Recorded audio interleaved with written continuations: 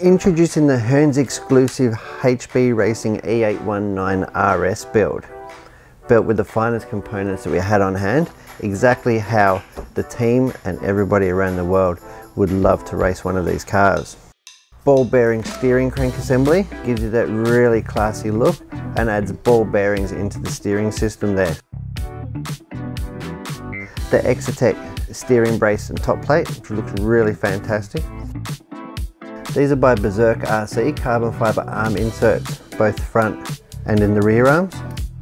We've got the Dash AI Max electronic speed controller, HB Racing aluminium billet servo horn, 2150 kV 1/8 racing motor, 4S 8000 mAh 100C racing battery.